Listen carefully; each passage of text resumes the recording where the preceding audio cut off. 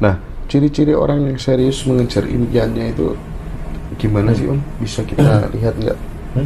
Ciri-ciri orang yang serius mengejar impiannya itu apa? Parameternya apa Om?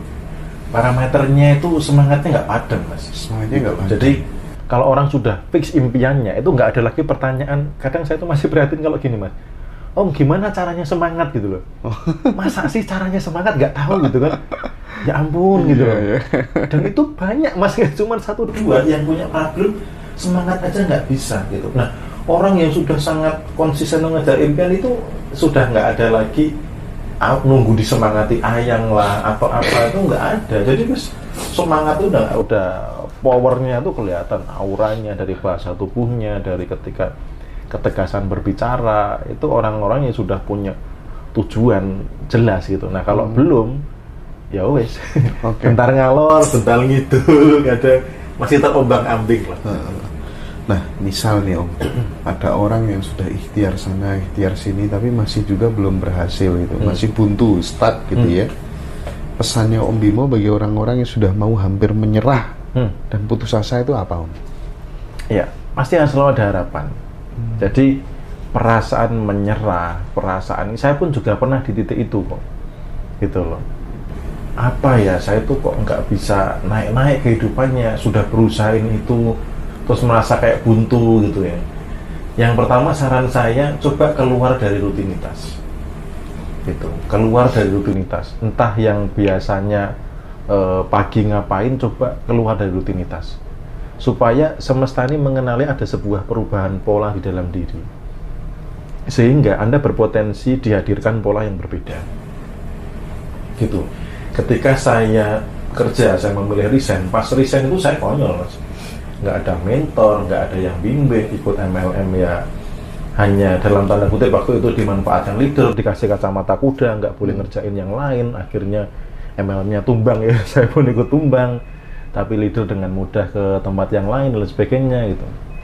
Di titik-titik yang sampai apa ya, punya uang 500-an tinggal 2 keping, bensin motor sudah merah, anak istri di rumah mertua. Itu titik yang saya merasa terendah. Kemudian saya ngomong di depan cermin, Bimo, ingat ini titik terendahmu dalam kehidupan. Itu sambil nangis sama saya. Setelah ini kamu melesat lebih tinggi. Akhirnya saya melakukan suatu hal yang berbeda. Saya tiba-tiba ada dorongan. Nah makanya ini masih menyambung higher self dan intuisi tadi. Saat itu saya belum mengenali bahwa itu adalah intuisi. Ada dorongan untuk ketemu sama teman lama. Nah hal seperti itu kita perlu sensitif sih Mas, karena kalau hanya hanyut dalam aku sudah nggak ada harapan lagi, aku sudah nggak ada jalan keluar lagi, ya akan begitu. Makanya perasaan-perasaan force-nya, kalau teman-teman nanti bisa, kalau belum ikut happy hockey, googling aja vibrasi, tabel vibrasi, perasaan force itu jangan dijaga, karena itu akan menarik peristiwa-peristiwa yang negatif. Bahkan kemiskinan sama dengan vibrasi force. Dulu saya nggak percaya, tapi realitanya seperti itu. Kemiskinan sama dengan vibrasi force. Om, tolong anak saya dari maghrib sampai sekarang rewel, nangis terus sampai bingung aku. Dukun apa ya? Oh gitu, nangis terus? Iya. Oke, bisa sih itu. Namanya siapa? Tak belajar sok sakti ya? Iya, namanya siapa Mbak? Cepetan Mbak. Ini kalau sampean telat, balesnya telat ya, saya ganti pertanyaan yang dari lain. Dari maghrib ya? Sekarang jam berapa? Dari maghrib. Belum selesai nangis? Iya katanya. Amira Diajeng Kirana. Amira Diajeng Kirana. Oke, sebentar. Oke, silakan ambil air garam. Ambil air garam. Air hangat dikasih garam, apapun itu garamnya. Lalu tangannya dimasukkan ke garam, kemudian niatkan untuk membersihkan energi negatif pada anak, diusap di alisnya, lalu buat cuci muka, buat ngusap muka anak. Oke. Anaknya ya, jangan ibunya ya. Oke. Nah, sekaligus bagi teman-teman biar nggak terjadi kayak putus asa kayak gitu ya. Saya sedikit, kalau saya dulu Om, kalau saya kan dulu di pesantren gitu Om ya. Semenjak tahun 2006 sampai tahun 2015 itu saya tidak pernah putus yang namanya tahajud Om. Dan saya doanya, ya Allah berikan aku masa depan yang terbaik, gitu aja Om. Karena saya Muslim gitu kan. Terus waktunya teman-temanku pacaran, nggak pernah pacaran Om. Ya paling cuma seneng tok jarak jauh gitu, SMS gitu ya.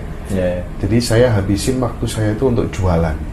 Jualan majalah, terus apa tuh namanya, cari berita. Karena saya dari SMA itu saya liputan terus cari berita, nulis di majalah ini, majalah itu gitu. Dan saya selalu melakukan sesuatu yang dikasihkan ke saya itu dengan lebih gitu. Jadi misal aku kerja gitu ya, aku kerja itu mesti tak kasih lebih gitu. Nggak pernah aku dibayar segini, nggak, selalu saya kasih lebih gitu. Karena saya tahu nanti saya memanennya beberapa tahun yang akan datang gitu. Dan ini mungkin salah satu tips-tips kecil gitu ya. Mungkin kalau saya ceritakan semua bakal panjang gitu. Tapi paling nggak dengan begitu tuh kita ada energi yang banyak gitu, sehingga pas butuh sesuatu itu mudah menggapainya. Nah itu nyambung tadi Mas, ukuran memberi akan dipakai untuk ukuran menerima. Artinya memberi lebih daripada apa yang dibayarkan, daripada gaji yang diterima, itu sebagian dari tabungan energi yang suatu saat pasti dipanen. Itu makanya teman-teman perlu dievaluasi. Yang belum menerima banyak, Anda sudah memberi apa? Iya. Yang belum menerima banyak, nah nge-give yang banyak malam ini. Mudah-mudahan besok dapat banyak. Mas, apakah boleh kita menarik uang di masa lalu kita? Misal mantan, menarik orang di masa lalu kita. Boleh lah, udah lah apa gak oleh?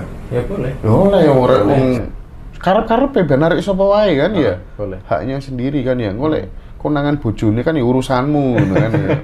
Kalau belum, kalau udah punya, kalau belum punya masih aman. Iya.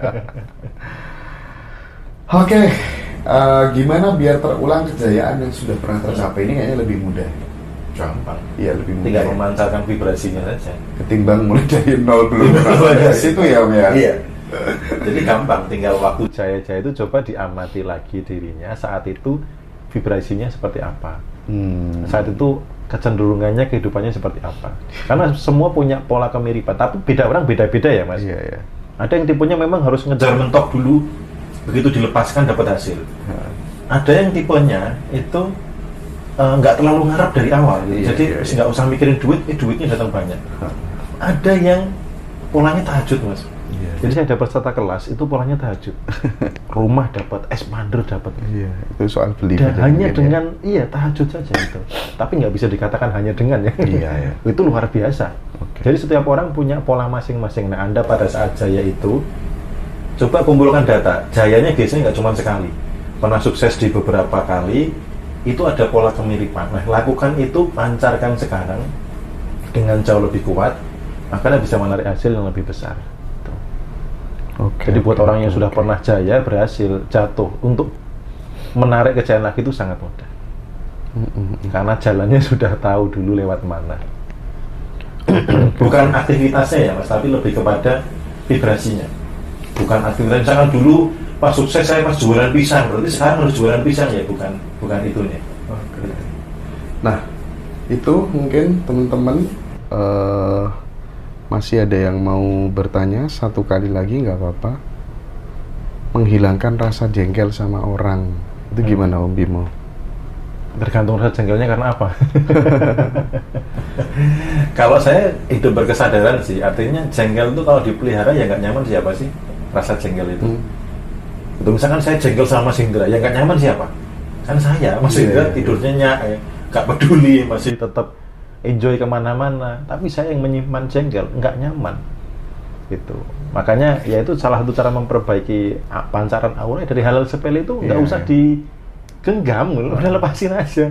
Orang yang jengkel itu biasanya dia sedang tidak bahagia. Kalau dia bahagia, dia tidak akan membuat kita jengkel. Cara menolak suami orang gimana Mas Indra? Yuk blokir nomor hilak beres. Kalau mau buat kita kok norek. Nek gak seneng yuk blokir mari Om ya. Menolak ya katakan tidak kalau saya. Pernah Om? Pernah nolak? Nolak? Iya. Nolak istrinya orang pernah nggak? Belum ada yang ini sih. Jujur Om, nggak usah sungkan. Belum ada permintaan, jadi nggak pernah nolak. Oh gitu ya. Karena saya buat supaya tidak minta. Oh. Jadi saya nggak perlu nolak. Oke. Oh, diparani loh Mas. Oh, diparani. Ya nek diparani gak iso diblokir ya. Ngumpet. Ngumpet bikin orang bawah tanah. Invest ikut kelasnya Om Bimo. Kalau yang online 575, kalau yang offline 1.800.000-an ya. Bermeditasi apakah bisa merubah kehidupan jadi lebih baik Om Bimo? Bisa nggak? Ya, kalau hanya bermeditasi saja nggak bisa. Tetap meditasi harus ada actionnya. Tapi meditasi sebagai pondasi dasar bisa. Karena meditasi ada yang bisa untuk menarik rezeki, bisa untuk memperbesar wadah rezeki gitu loh. Tetapi uang nggak akan jatuh dari langit tiba-tiba. Ya, Anda tetap perlu adanya action. Nah, kalau dari meditasi nanti dapat petunjuk, kamu daftar TikTok affiliate ya daftar gitu. Kalau ada petunjuk kamu pergi ke sana temui teman lama ya temui gitu. Nah, dari hasil meditasi itu apa? Karena itulah real action yang akan menghasilkan. Oke. Siap, Om Bimo. Terima kasih banyak ngobrolnya malam hari ini. Teman-teman masih nakal terus pertanyaannya guyon teman-teman ya, biar cair karena malam udah ngantuk ya. Jangan lupa ya yang mau daftar TikTok affiliate-nya Om Bimo segera hubungi saya. Jam 00 nanti buka iya. Dan Dan kelas Happy Hoki offline udah banyak yang daftar besok tanggal 17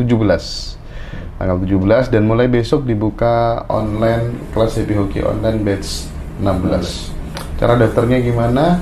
Di YouTube Ngaji Roso dibuka Kak. Di situ nanti ada deskripsi nomor HP saya, nanti dia aja, chat aja. Oke. Sekali lagi bagi yang belum bisa daftar, buka channel YouTube Ngaji Roso, dibuka videonya di situ di deskripsi. Kalau di profil TikToknya belum ada Mas?